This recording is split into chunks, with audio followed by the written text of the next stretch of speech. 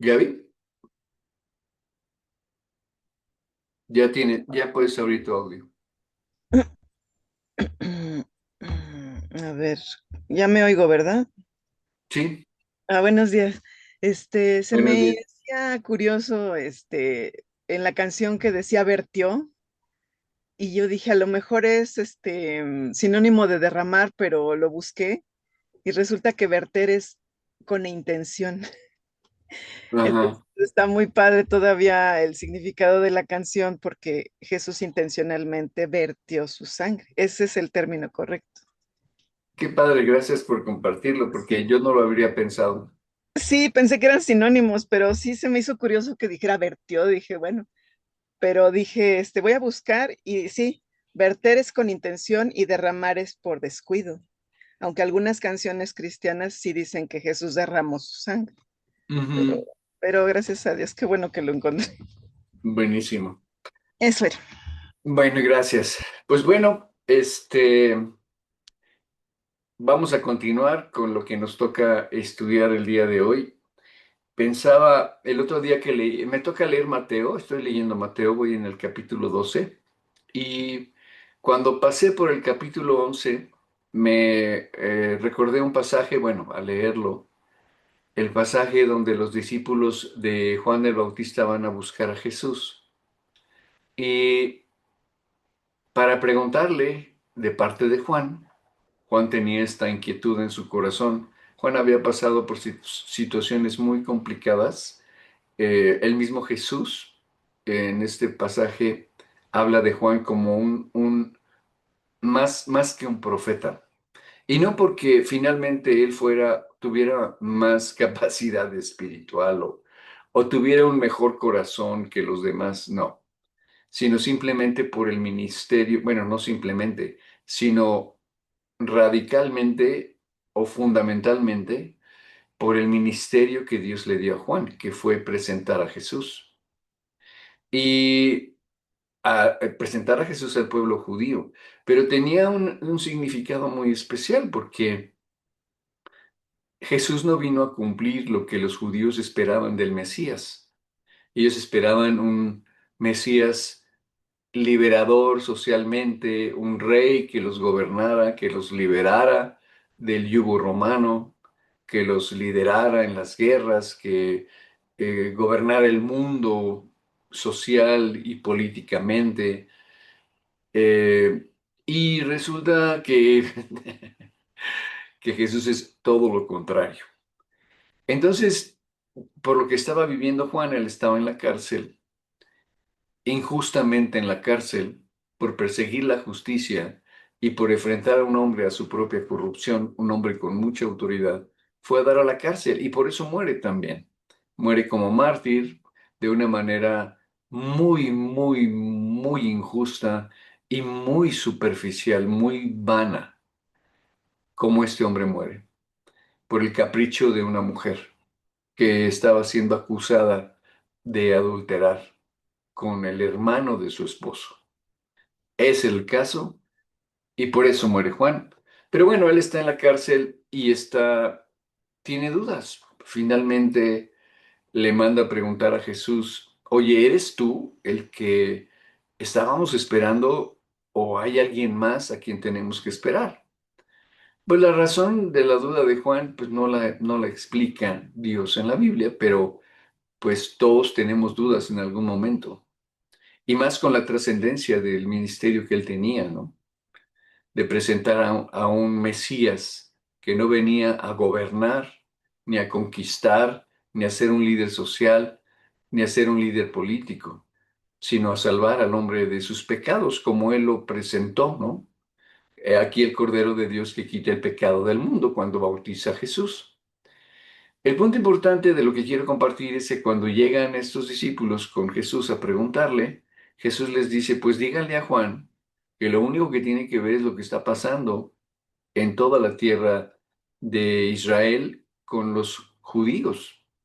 Los ciegos ven, los sordos oyen, los paralíticos caminan y a los pobres es predicado el Evangelio. Pero le dice algo muy importante que es donde yo quiero que nos centremos en este momento, es le dice, dichoso y feliz el que no halle tropiezo en mí. Estas palabras a mí siempre me han impresionado mucho por parte de Jesús, porque podemos llegar a tener tropiezos muy espontáneos en nuestra relación con Jesús, cuando Él llega a mostrarnos una verdad que se contrapone con todo lo que hemos creído, como lo hemos estado viendo en este pasaje, que el punto de vista de Dios acerca de este pasaje, los temas que toca son extremadamente radicales. Bueno, radical ya significa que es totalmente opuesto o totalmente fundamentado con otro fundamento. Y Jesús dice, dichoso y feliz aquel que no encuentre un pretexto o que no encuentre una justificación o que no hay un argumento para creer y confiar en mí, que no haya algo que le pueda estorbar para poder creer en mí. Ese será dichoso y será feliz. Bienaventurado el que no haya tropiezo en mí. Esto significa dichoso y feliz aquel a quien Dios le muestre quién soy y a qué vine, y lo acepte y lo crea y confíe. Esto a mí, de verdad, créanme que cuando he llegado a este pasaje, siempre me toca de una manera especial. Feliz el que no se atora cuando Jesús le pide algo. Dichoso el que no encuentra un pretexto para no seguir a Cristo. Y vamos a tener ante el contexto personal en el que vivimos cada uno de nosotros, nuestro contexto familiar, de trabajo, de vecinos, vamos a tener muchísimas, o va a haber ocasiones más bien, en las que vamos a reaccionar como teniendo este tropiezo en lo que Jesús nos pide. Y todo esto lo comparto porque si alguna enseñanza puede despertar esta iniciativa de no obedecer, de no seguir a Jesús, es la que hemos estado compartiendo. Y más llegando al punto en el que estamos ahorita, que lo que vamos a ver hoy es precioso, ese punto en el que Dios nos pide amar a los enemigos. Esto es absolutamente radical, es absolutamente fuera de toda naturaleza humana y de todo impulso del corazón humano. ¿Cómo que amar a los enemigos? ¿Cómo que amar a quien me hace daño? ¿Cómo que amar a quien me crea problemas? ¿Cómo que amar a quien me odie? Sí, así mero es. Entonces, bueno, hoy vamos a leer por primera vez, no sé si les comenté, creo que sí, pero este pasaje de Mateo 5, que comienza justamente en el versículo 38, no termina, el tema no termina hasta el versículo 48. Y nunca lo hemos leído completo, este pasaje del 38 al 48, lo cual nos va a dar hoy la idea completa de lo que finalmente Jesús está planteando ante la adversidad de una persona o de personas que finalmente no desean ni nuestro bien, ni lo buscan, ni lo ponen en práctica, sino exactamente lo contrario. Entonces vamos a leer este pasaje del Mateo 5 del 38 al 48 y vamos a poner muchísima atención porque los versículos 45 y 48 son la clave y ya vamos a entrar. De hecho, hoy creo que es nuestro último estudio en el tema que vamos a tocar hoy, que es ora por tus enemigos. Y este tema es el tema de temas de este pasaje, pero el centro de la enseñanza está en el versículo 45 y 48. Vamos a leerlo, por favor, este pasaje completo. Ángel.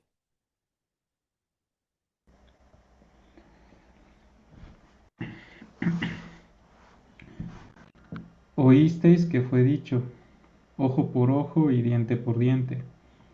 Pero yo os digo, no resistáis al que es malo. Antes, a cualquiera que te hiera en la mejilla derecha, vuélvele también la otra. Y al que quiera ponerte a pleito y quitarte la túnica, déjale también la capa. Y a cualquiera que te obligue a llevar carga por una milla, ve con él 2. Al que te pida dale, y al que quiera tomar de ti prestado, no se lo rehuses. Oísteis que fue dicho, amarás a tu prójimo y aborrecerás a tu enemigo. Pero yo os digo, amad a vuestros enemigos, bendecid a los que os maldicen, haced bien a los que os aborrecen, y orad por los que os ultrajan y os persiguen, para que seáis hijos de vuestro Padre que está en los cielos, que hace salir su sol sobre malos y buenos, y que hace llover sobre justos e injustos. Porque si amáis a los que os aman, ¿qué recompensa tendréis? ¿No hacen también lo mismo los publicanos? Y si saludáis a vuestros hermanos solamente, ¿qué hacéis de más? ¿No hacen también así los gentiles? Sed pues vosotros perfectos, como vuestro Padre que está en los cielos es perfecto. Así es. ¿Por qué les comentaba yo este tema del pasaje de Juan el Bautista? Porque lo que necesitamos no es lo que nosotros pensamos que necesitamos, es decir, podemos desear y querer muchas cosas, pero eso no significa que sea lo que verdaderamente necesitamos. Cuando tenemos una idea, como en el caso de Juan, como en el caso de los judíos en la época de Juan, una idea de Dios como alguien que se va a encargar de cumplir nuestros deseos o que va a mover las circunstancias de acuerdo a lo que nosotros creemos que debe ser o cómo deben suceder las cosas o cómo deben pasar o qué es lo que Dios tiene que hacer. Estamos interpretando nuestras necesidades a partir de nuestros deseos personales. Pero, ¿por qué no mejor dejamos que Dios nos muestre cuál es nuestra mayor necesidad? Él es nuestro creador. Él sabe cómo pensamos, cómo sentimos, lo que vivimos, nuestra circunstancia de vida. Él no es ignorante en ningún momento, ni por un instante de lo que tú y yo vivimos. Y Él sabe lo que tú y yo necesitamos. Y cuando toca este tipo de temas, como el pasaje que acaba de leer Ángel, eso es lo que necesitamos. Necesitamos aprender a liberar nuestro corazón de muchas ataduras, de muchas ideas equivocadas, de muchos principios que jamás nos han hecho felices y que al contrario, finalmente nos han llevado a experimentar situaciones que nunca han sido agradables. Entonces, bienaventurado el que no haya tropiezo en mí, dice Jesús. Bienaventurado el que al oír lo que hoy estamos oyendo, dichoso y feliz, el que no encuentra un pretexto para no obedecer lo que Jesús está planteando aquí. Oíste que fue dicho, pero yo te digo que no. Oíste que fue dicho, pues yo te digo no. Lo que oíste no está bien. Lo bueno, lo correcto, lo que realmente bendice tu vida es lo que yo te digo, dice Jesús. Entonces, en esa autoridad que veíamos también, comentábamos la semana pasada, él comienza a hablar de cómo se debe enfrentar a alguien que es malo contigo. Primero, no respondas con venganza. Segundo, si hay un pleito y te están martillando los callos con ese pleito, es preferible dejar lo que tengas que dejar. Si alguien te trata de obligar a hacer lo que te comprometiste a hacer de una mala manera, no solamente haz eso, haz más. Si oíste que fue dicho, amarás al prójimo y aborrecerás a tu enemigo, Jesús dice, no, ama a tu enemigo. Y ese amor te va a llevar a bendecirlo cuando te maldiga. Ese amor te va a llevar a hacerle bien cuando te aborrezca. Y lo que vamos a ver hoy, que es algo verdaderamente in- maravilloso, es ponte a orar por ellos, por los que te ultrajan y por los que te persiguen. Tú dirás, bueno, a ver, espérame, vamos, vamos por partes. Lo que Jesús menciona es orar por ellos. Nadie, ¿y por qué él toca este tema tan especial? ¿Y por qué lo toca en tercer lugar, al final de todo lo que finalmente él espera que un creyente y que alguien que ha decidido seguirlo reaccione? ¿Por qué en sexto lugar? ¿Por qué no lo puso al principio? ¿Sabes por qué? Porque nadie puede orar por otra persona cuando esa persona que ora es guiada por el Espíritu Santo. Nadie puede seguir odiando a una persona cuando ora por ella. Nadie puede seguir teniendo una mala actitud con una persona cuando ora por ella. Cuando un creyente va ante la presencia de Dios a orar por la persona que tiene la tentación de odiar, Dios cambia el corazón.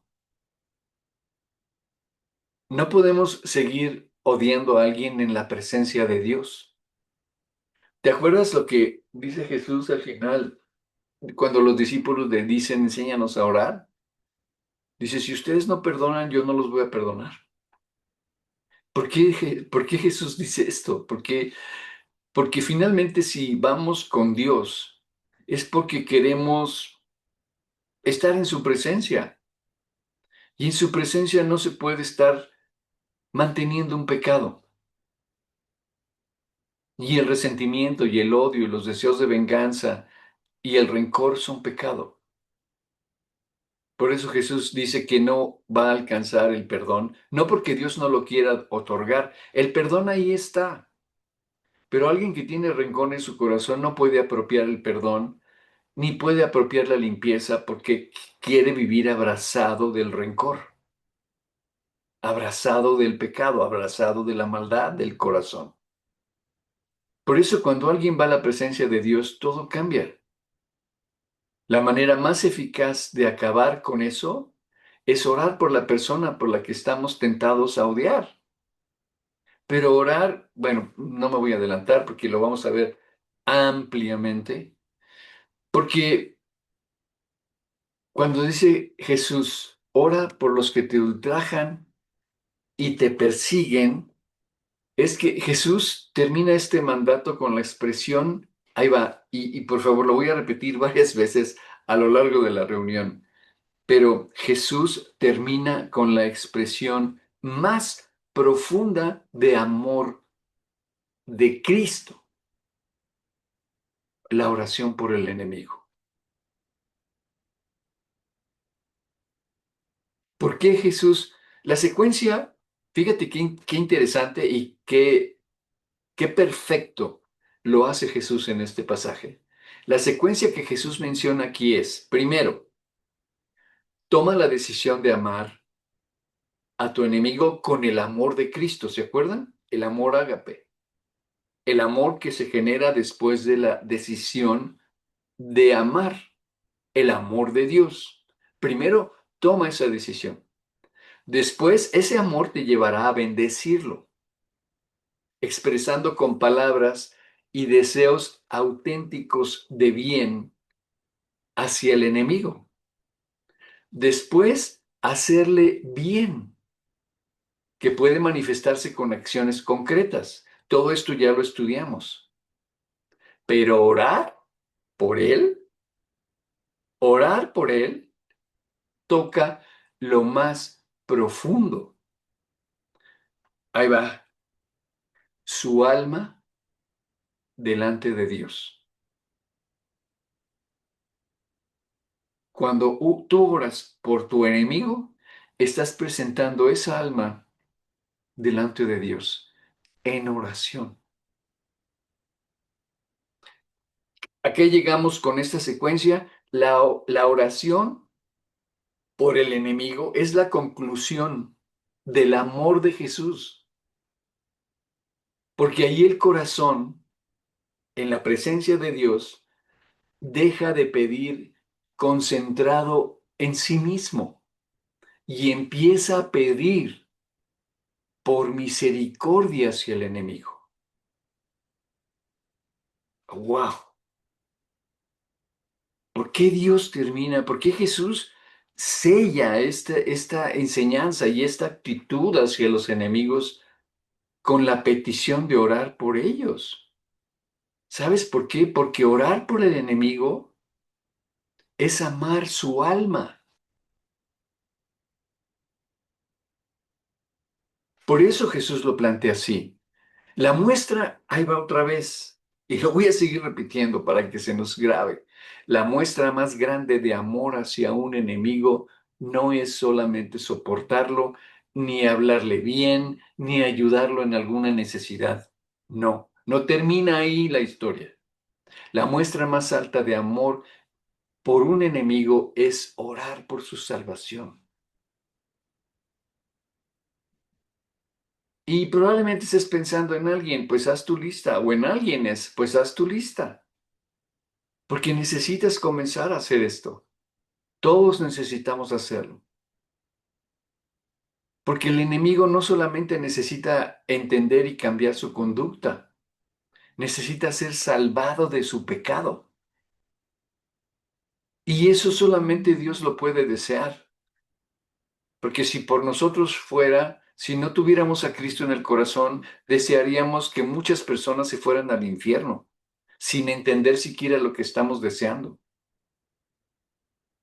sin imaginar siquiera lo que estamos pensando.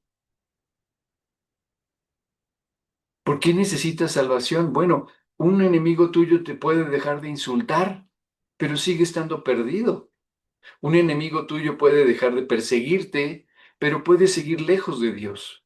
Un enemigo tuyo puede mejorar su trato contigo y seguir sin Cristo rumbo al infierno. Por eso, cuando el creyente ora por su enemigo, no solo dice, Señor, que ya no me haga daño, que ya no me moleste, aléjalo de mí, ya no lo quiero ver, llévatelo. No, la oración de la que Jesús está hablando en este pasaje es, Señor, ten misericordia de él, ten misericordia de su alma, abre sus ojos, Dios, llévalo al arrepentimiento, sálvalo. Sálvalo. Pablo, que finalmente fue perseguido por a quien vino a buscar a través del Evangelio de Jesucristo a los judíos, terminó diciendo en Romanos 10:1, hermanos, ciertamente anhelo, el anhelo de mi corazón y mi oración a Dios por Israel es para salvación. Si quieren, vamos a leerlo en Romanos 10:1. Por favor, Ángel.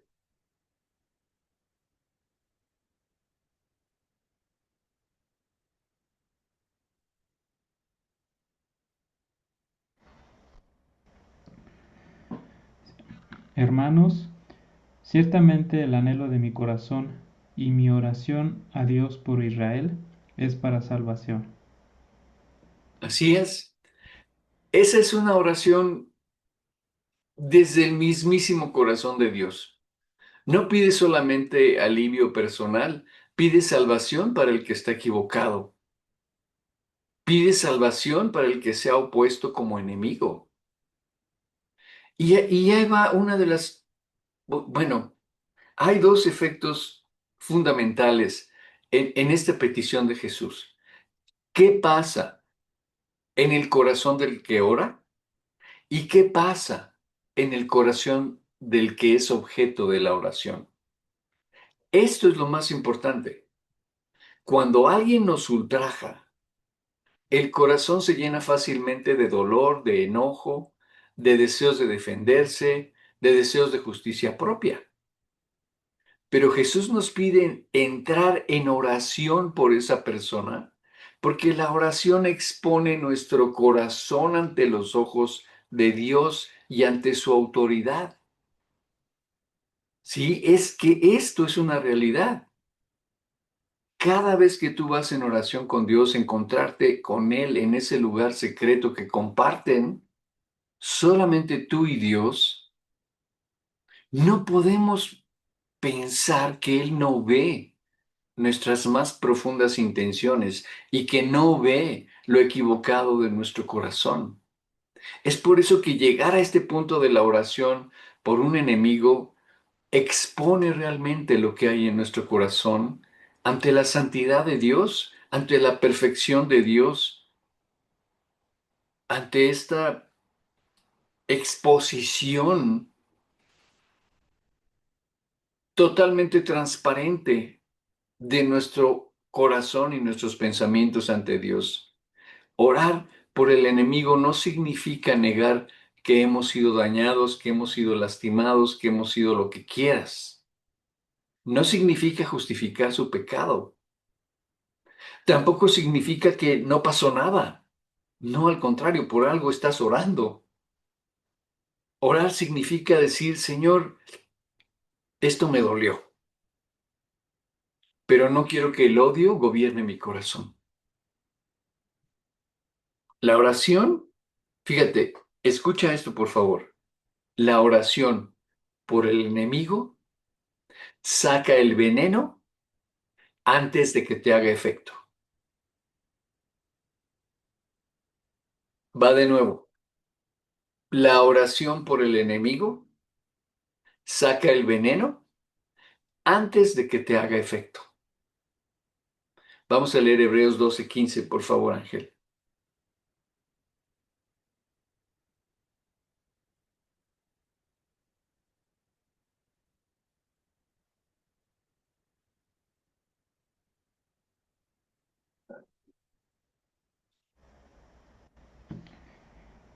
Mirad bien, no sea que alguno deje de alcanzar la gracia de Dios, que brotando alguna raíz de amargura os estorbe y por ella muchos sean contaminados.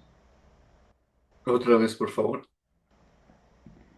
Mirad bien, no sea que alguno deje de alcanzar la gracia de Dios, que brotando alguna raíz de amargura os estorbe y por ella muchos sean contaminados. Así es. El enemigo puede herirnos por fuera, pero la amargura nos destruye por dentro.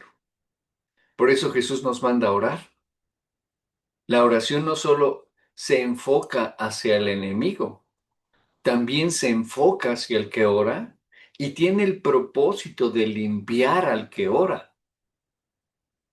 Es que este es el efecto más impactante de estar en la presencia de Dios, saber que no puedes estar ahí si hay algo en tu corazón y saber que no puedes ser liberado de eso para orar correctamente por la persona que te está haciendo daño, si lo mantienes en tu corazón. El que ora por su enemigo, al estar en la presencia de Dios, empieza a ver las cosas diferente. Ya no ve solamente a alguien que lo dañó, empieza a ver un alma esclavizada por el pecado, un alma cegada por el pecado, y empieza a ver en esa oración un alma necesitada de Dios. ¿Esto qué significa? Que empieza a ver como Dios ve, empieza a desear lo que Dios desea y empieza a actuar como Dios actúa. ¿Para qué? Para que seáis hijos de vuestro Padre que está en los cielos, que hace salir su sol sobre buenos, sobre malos y buenos, y que hace llover sobre justos e injustos. Sed pues vosotros perfectos como vuestro Padre que está en los cielos es perfecto. Es para eso. Cuando Dios te abre los ojos y ves que una persona está ciega y por eso no conoce a Cristo, no tiene amor en su interior, está esclavizado por sus propios deseos, por sus propias pasiones, por todo lo que implica de lo que nosotros sabemos perfectamente y de ahí venimos, ciegos, cegados en el entendimiento, como dice 2 Corintios 4:4. Por favor, Ángel.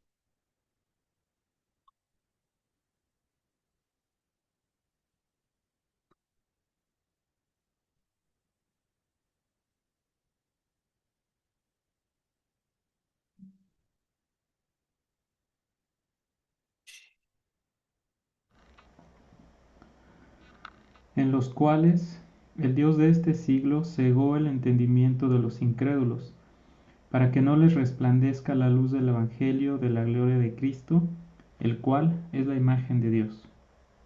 Otra vez, por favor.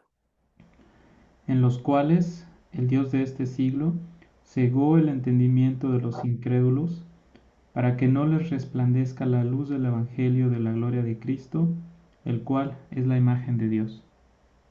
Así es. La oración por el enemigo lo pone delante del único que puede salvarlo y del único que puede cambiarlo. Nosotros no podemos convertir a nadie. Podemos hablar, podemos aconsejar, podemos exhortar, podemos perdonar, podemos hacer bien, pero solo Dios puede quebrantar y cambiar el corazón. Por eso oramos. ¿Qué mejor bien puedes desear para tu enemigo que se convierta, que se vaya al cielo? Que Dios cambie. Hay personas que solamente derraman amargura y frustración en sus relaciones con el prójimo. Son personas muy lastimadas y frustradas y por eso actúan como actúan. A veces no es ni siquiera personal. A veces es solamente como una válvula de escape de su amargura y de su rencor y de su resentimiento. Por eso oramos, porque finalmente Dios lo salve. Vamos a leer 2 de Timoteo 2, 25 y 26, por favor.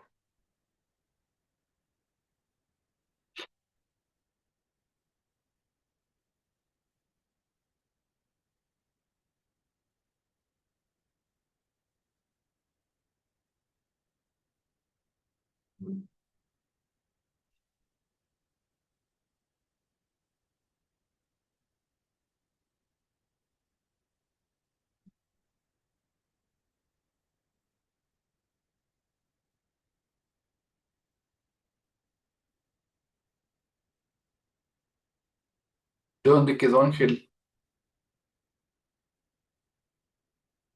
Se desconectó y yo ya no lo veo. Bueno, se los leo yo. Nada más déjenme encontrarlo.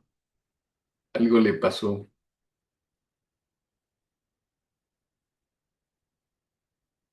Segunda de Timoteo 2, 25 y 26.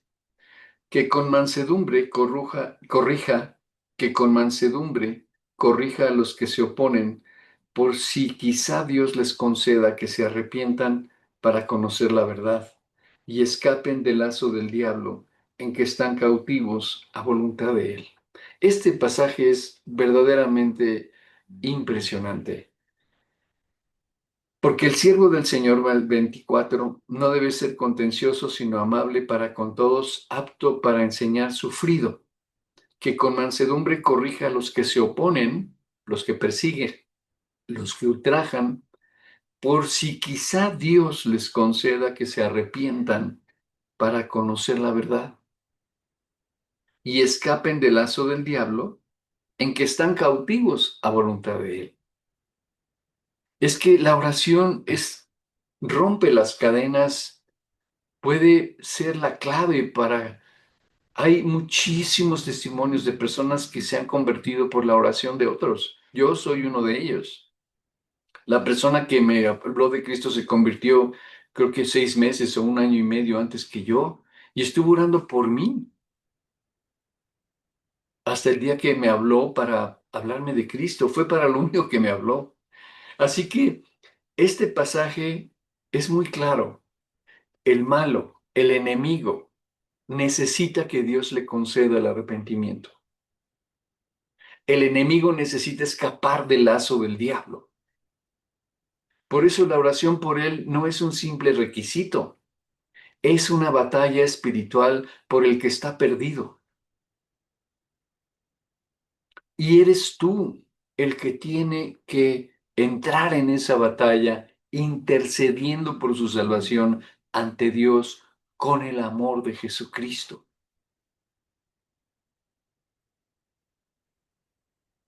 Cuando oramos por quien nos persigue, es como si le dijéramos a Dios, Señor, yo no puedo salvarlo, pero tú sí. Yo no puedo cambiar su corazón, pero tú sí. Yo no puedo abrir sus ojos, pero tú sí. ¿Cómo lo hiciste conmigo? Y entonces es cuando llevas a tu enemigo al trono de la gracia. Ahí donde está Dios. Y ahí lo dejas y lo mantienes en oración porque tienes que darte cuenta de que Dios va a empezar a trabajar intensamente en su vida. Claro que la decisión de salvarse va a ser de Él, pero de que vas a ver a Dios trabajar en su vida, lo vas a ver. La persecución y el ultraje también pueden venir por causa del Evangelio. De hecho, pienso que Jesús se refiere principalmente a eso, aunque podemos padecer ultrajes y persecuciones por otras cosas, pero por el Evangelio puede ser también una causa. Jesús sabía que sus discípulos serían ultrajados y perseguidos. Por supuesto que lo sabía porque Él fue ultrajado, Él fue perseguido y Él fue muerto, fue ejecutado. Y él sabía que no solamente iban a ser perseguidos sus discípulos por conflictos personales, sino también por causa de Cristo, por causa del Evangelio. Vamos a leer Mateo 5:11.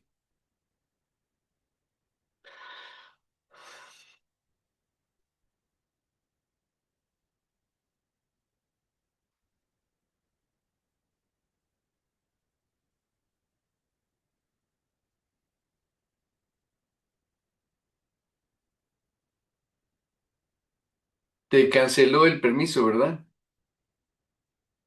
Voy. Ya, Sí, disculpa, Jorge, se no apagó hay mi cuidado. computadora. Ella tomó sus decisiones y yo dije, wow. Bueno, dice, Te está persiguiendo y te está ultrajando. sí, dice, bienaventurados sois cuando por mi causa os vituperen y os persigan y digan toda clase de mal contra vosotros mintiendo. Otra vez, por favor. Bienaventurados sois cuando por mi causa os vituperen y os persigan y digan toda clase de mal contra vosotros mintiendo. Así es. Hay una bienaventuranza. Finalmente, el galardón que Jesús ofrece en el cielo es grande, como el de los profetas, cuando somos perseguidos y somos ultrajados a causa del Evangelio. Dice Jesús, eres dichoso y eres feliz. Porque además eso realmente habla de que nos hemos convertido y que vivimos de una manera diferente en un mundo que está totalmente loco. A veces el enemigo no rechaza solamente nuestra persona, rechaza la luz de Cristo en nosotros. Ayer hablaba con una persona y ha sido una situación complicada para ella establecer una ruta correcta cuando en este mundo finalmente la corrupción es la herramienta de todos los días para conseguir lo que se quiere. Entonces ella ha tenido esta problemática muy difícil con su familia por querer hacer las cosas bien, por querer hacer las cosas correctamente, por no corromperse, por no falsificar cosas, por no hacer cosas equivocadas. Ha sido perseguida y ha sido perseguida por Cristo. Y ayer precisamente le decía eso, mira, no tomes esto personal, porque si Cristo no estuviera en tu vida, no estarías en esa posición. Entonces no es a ti a quien están persiguiendo, es lo que tú representas, lo correcto, el bien, la bendición, el no participar de cosas equivocadas. Entonces, escápate de tomarlo personal, porque tomarlo personal te va a hundir y te va a llenar de emociones contradictorias y de aflicciones que no tienen sentido. No es contra ti, es contra Cristo, en ti. Hay personas a las que les incomoda el Evangelio, les molesta la verdad, les irrita la vida limpia de una persona, les molesta el testimonio de una vida transformada.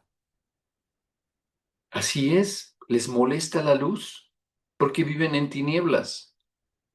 Pero aún ahí, Jesús nos dice, en esa persecución, no dice odíenlos, no dice rechácelos, No dicen devuélvanles el golpe. No dice pidan que sean destruidos.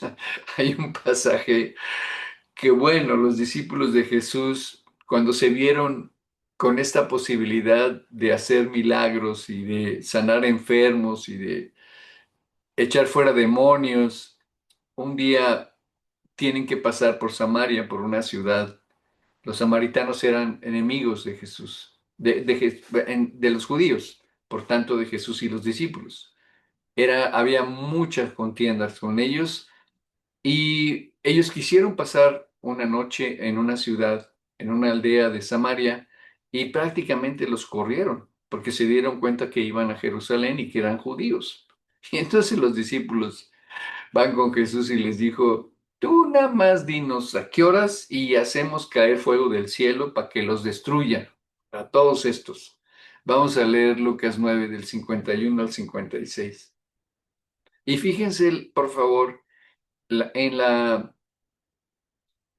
actitud de Jesús, lo que Jesús les dice a estos discípulos. Ya se creían casi jueces, mejores que todos, poderosos, en fin, lo que suele suceder en el corazón de una persona cuando entra en una situación así. Hay un dicho que dice que hay personas que se suben en un ladrillo y se marean, les da vértigo la altura. Dice, cuando se cumplió el tiempo en que él había de ser recibido arriba, afirmó su rostro para ir a Jerusalén, y envió mensajeros delante de él, los cuales fueron y entraron en una aldea de los samaritanos para hacerle preparativos. Mas no le recibieron, porque su aspecto era como de ir a Jerusalén. Viendo esto sus discípulos Jacobo y Juan dijeron, Señor, ¿quieres que mandemos que descienda fuego del cielo como hizo Elías y los consuma? Entonces volviéndose él los reprendió diciendo, Vosotros no sabéis de qué espíritu sois, porque el Hijo del hombre no ha venido para perder las almas de los hombres, sino para salvarlas. Y se fueron a otra aldea. ¿Qué te parece? Tú dinos ahorita y nos los echamos a todos, que hagan caer fuego del cielo y nos desquitamos de que no nos dejaron pasar ahí, nos maltrataron y nos rechazaron y nos... Jesús les dice, ustedes no han entendido todavía de qué se trata. No han entendido de qué se trata este tema de salvar las almas. No venimos a juzgar, no estamos para castigar, estamos para compartir la salvación. Y bueno, cuando Jesús dice que oremos por los enemigos, aún por aquellos que persiguen el Evangelio, es porque el perseguidor del Evangelio también puede ser alcanzado por el Evangelio, puede ser alcanzado por la gracia. ¿Quieres un ejemplo? Saulo de Tarso. Si alguien persiguió el Evangelio en su tiempo, fue él. Y Cristo lo alcanzó y hizo de él el mayor apóstol, el mayor evangelista del Nuevo Testamento, a Pablo. ¿Y quieres el ejemplo supremo? Jesús. Jesús no solo enseñó esto, lo vivió y lo vivió en el momento más difícil de su vida, en la cruz. Después de ser perseguido, mientras lo ultrajaban, lo herían y lo mataban, oró. Padre, perdónalos porque no saben lo que hacen. O sea, ¿qué quiere decir esto? Que alguien que te persigue por el Evangelio, que alguien que te ultraja por el Evangelio, que alguien que te persigue por tu manera de vivir, por cómo te comportas, por cómo piensas, no sabe lo que está haciendo. Esa es la manifestación más pura de amor hacia el enemigo. Cristo no pidió venganza, no pidió destrucción, no pidió que el Padre los aplastara en ese momento. Lo pudo haber hecho, pero pidió perdón por ellos. No porque ellos fueran inocentes, sino exactamente porque no lo eran, sino porque estaban ciegos. No porque el pecado fuera pequeño, sino porque la misericordia de Dios es grande. Y también a todos los que pudieron arrepentirse, Jesús los alcanzó, aun aquellos que lo crucificaron sin entender qué estaban haciendo. Esteban hizo lo mismo en Hechos 7:60. Hizo lo mismo. Señor, no le tomes en cuenta este pecado a estos hombres que me están matando a pedradas. El primer mártir del Evangelio, Esteban, orando por sus enemigos. Hechos 7:60. Si lo quieres leer, por favor, Ángel.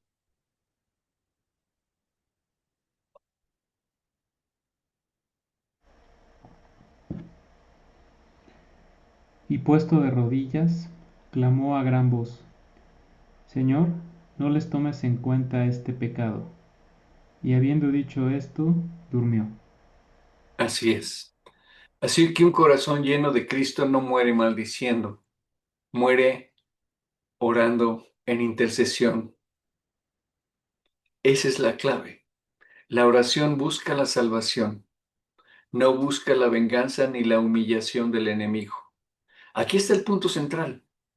Jesús no nos pide que oremos por el enemigo para que Dios lo avergüence, lo destruya o nos dé la satisfacción de verlo caer.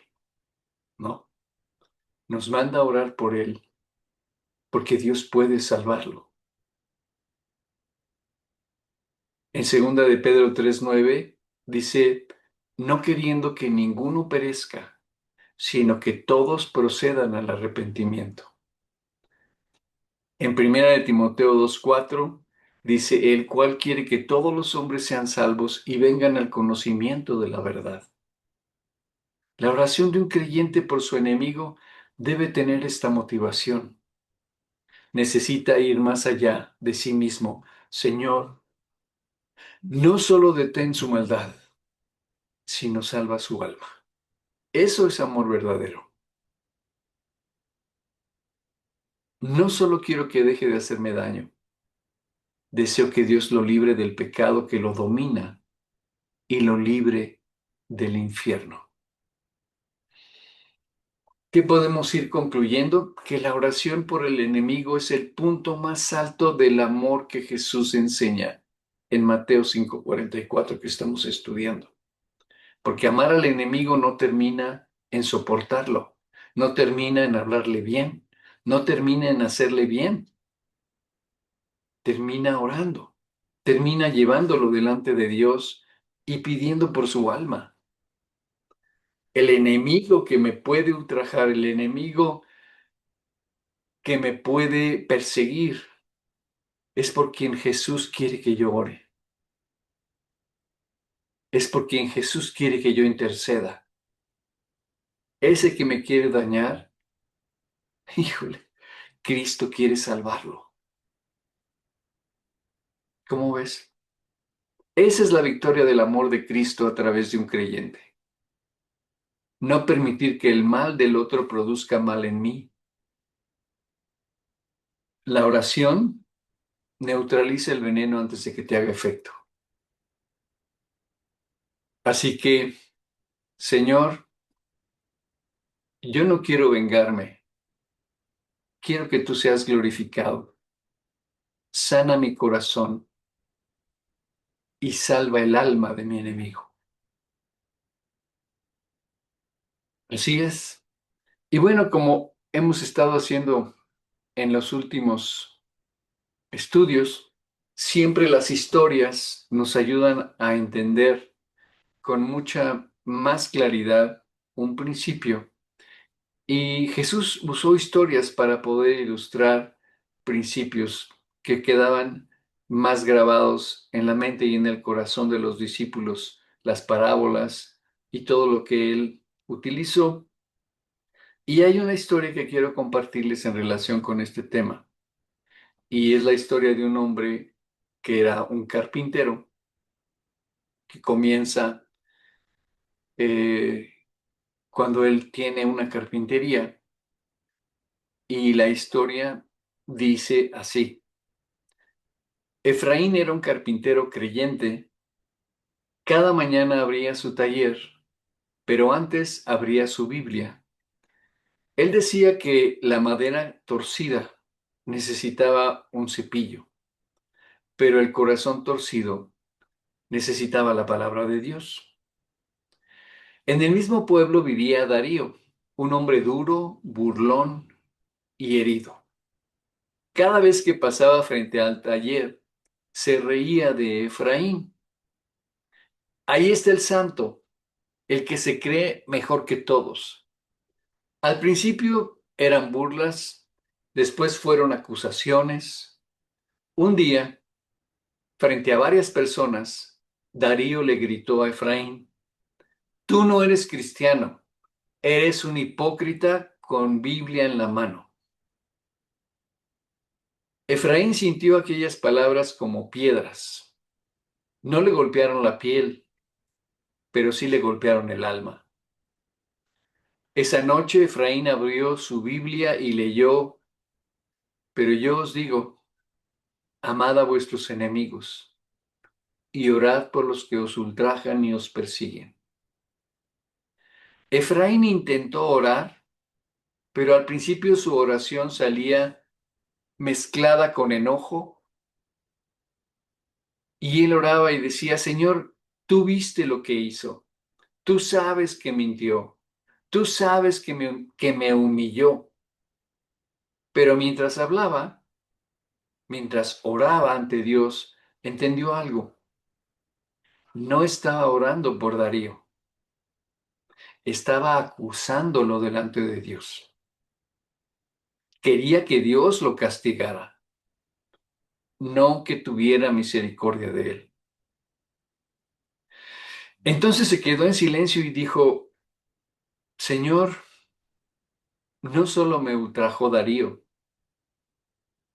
también hay algo dentro de mí que quiere vengarse. Perdóname y límpiame. Al día siguiente, Efraín visitó a doña Clara, una anciana creyente. Ella lo escuchó con paciencia y le dijo: hijo, cuando alguien te hiere, es como si clavara una espina en tu mano. Si la dejas ahí, la espina empieza a enfermarte a ti. La amargura hace eso con el alma. Y luego, doña Clara le leyó: mirad bien, no sea que alguno deje de alcanzar la gracia de Dios, que brotando alguna raíz de amargura os estorbe. Y después le dijo a Efraín: ora por Darío, pero no solo para que deje de molestarte, ora por su alma, pídele a Dios que lo salve. Aquellas palabras entraron profundamente en Efraín. Con el tiempo, Darío no solo se burlaba de Efraín, también se burlaba del Evangelio. Un día gritó frente a unos jóvenes: eso de Cristo es para gente débil. Efraín recordó Mateo 5:11: bienaventurados sois cuando por mi causa os vituperen y os persigan. Entonces Efraín entendió que a veces el ultraje y la persecución no vienen solo por un conflicto personal, sino también por causa de Cristo. Pero aún así, Jesús no dijo: maldíganlos, dijo: orad por ellos. Esa noche, Efraín volvió a arrodillarse. Esta vez no pidió venganza. Al estar en la presencia de Dios, pudo entender el corazón de Cristo, el amor de Dios hacia Darío, y de su corazón transformado salió una nueva petición, una nueva oración por Darío. Señor, ten misericordia de Darío. No solo te pido que deje de atacarme, te pido que abra sus ojos, que le concedas arrepentimiento, que salves su alma. Desde ese día, algo cambió en Efraín. Cuando veía a Darío ya no veía a un enemigo, veía a un alma ciega, esclava de su dolor, necesitada de Cristo. Darío tenía una historia que pocos conocían. Su padre había sido un hombre religioso, pero áspero y cruel. Hablaba de Dios con la boca, pero hería con sus manos y con sus palabras. Desde niño, Darío había confundido a Dios con la dureza de su padre. Por eso, cuando veía a Efraín con la Biblia, no solo veía a un creyente, veía sus recuerdos viejos, resentía sus heridas abiertas y una religión que él asociaba con el dolor. Pero Efraín no sabía todo eso al principio. Solo sabía que Jesús le había mandado a orar. Meses después, Darío enfermó y dejó de trabajar. Una tarde, Efraín pasó frente a su casa. La puerta estaba entreabierta. Escuchó tos y quejas de molestia. Por un momento quiso seguir de largo, pero recordó sus propias oraciones.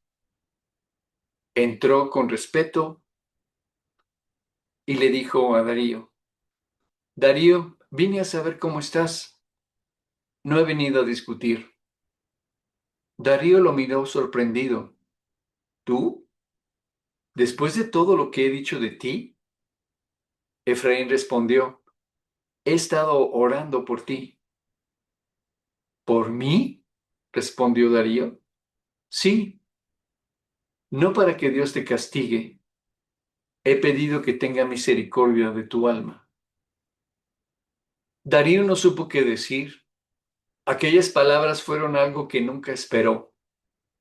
El efecto de estas palabras en su corazón lo desarmaron y por primera vez pudo bajar la guardia de su dureza. Fueron como una lámpara encendida en un cuarto oscuro.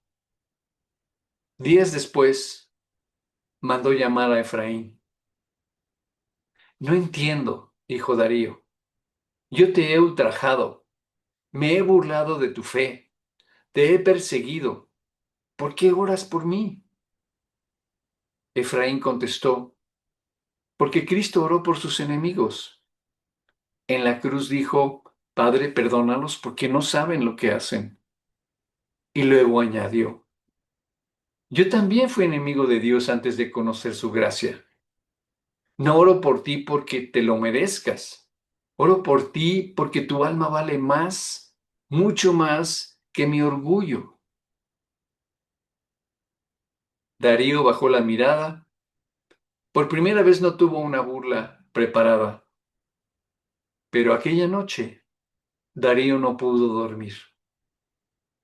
Recordó a su padre, sus heridas, su enojo contra Dios, sus palabras contra Efraín, y una frase se quedó golpeando su conciencia: Tu alma vale más que mi orgullo. Semanas después, Darío llegó al taller. Venía con el rostro cansado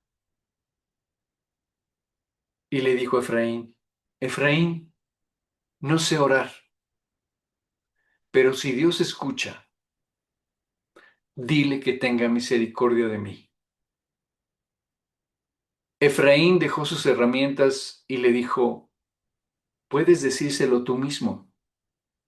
Dios no necesita palabras bonitas, quiere un corazón quebrantado, humilde y sincero.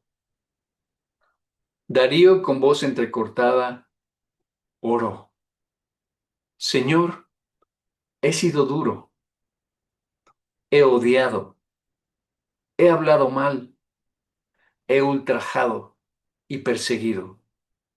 Ahora te suplico que tengas misericordia de mí.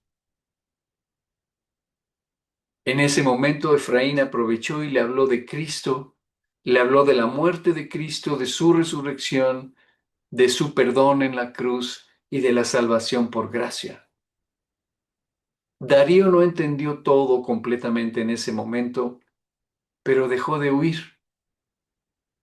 Tiempo después, Efraín, en una reunión de estudio de la Biblia, leyó otra vez Mateo 5:44 y tomó una astilla de madera y dijo: cuando alguien nos ultraja y persigue, es como esta astilla. Si la dejamos dentro, infecta el corazón.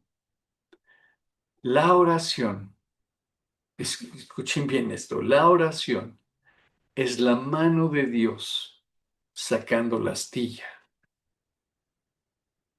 Luego encendió una lámpara y añadió: y cuando oramos por la salvación del enemigo, es como encender una luz frente a su alma. Tal vez todavía no quiera mirar, pero la luz ya fue puesta delante de Dios. Y después concluyó: no oren por sus enemigos solo porque dejen de molestarlos. Vayan a la presencia de Dios, miren su santidad, miren su corazón, miren sus deseos y permitan que Él cambie sus corazones. Y oren para que Cristo salve a sus enemigos. No resistan al que es malo, porque la muestra más grande de amor hacia un enemigo es pedirle a Dios que tenga misericordia de su alma y lo salve. La oración por el enemigo no niega la ofensa, la lleva a Dios.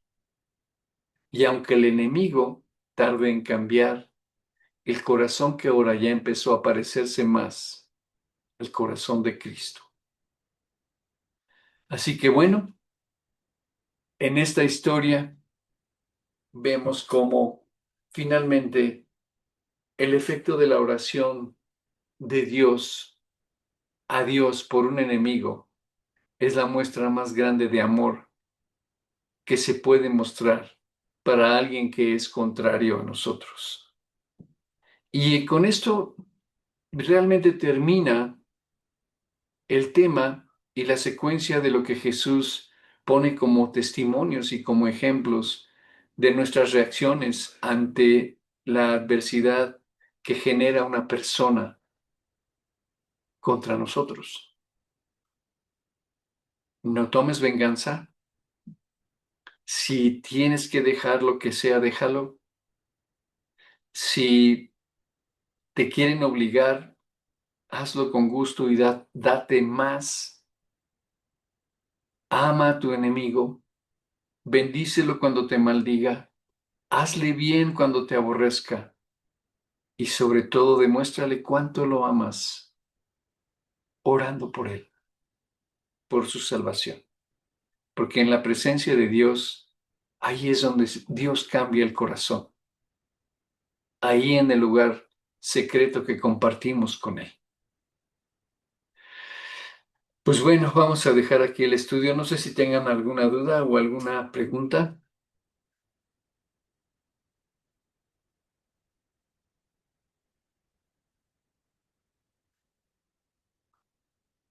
En 2 de Timoteo 2:25,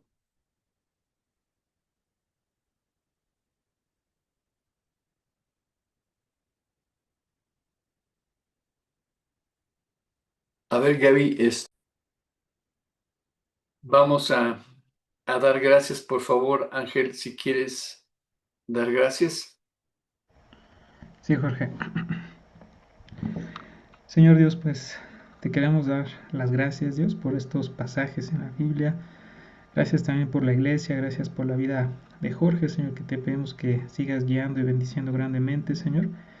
Y Padre, pues sin duda estos estudios, estas palabras del Señor Jesús, pues muestran, Dios, cuán distinto es tu corazón, Señor, y la forma en la que pues tú ves, Señor, la ofensa, Dios, la forma en la que pues tú nos pides que lo tratemos, Dios, es tan diferente a lo que haría pues nuestro corazón de manera natural, Señor. Y ahora que cierras, Dios, con esta petición, Dios, de que oremos por nuestros enemigos, Pues con más razón queremos pedirte, Señor, por el cambio en nuestros corazones, Dios, conforme a la historia de cada uno de nosotros, conforme a las circunstancias que cada quien pues esté viviendo, como bien decía Jorge, Dios, pues siempre en la vida, Dios, habrá oportunidad de que, pues de poner a prueba estos principios, Señor, y te rogamos por nuestros corazones, Dios, para que, pues a través de estas predicaciones, Dios, apropiemos, Dios, y aprovechemos la enorme oportunidad, Dios, de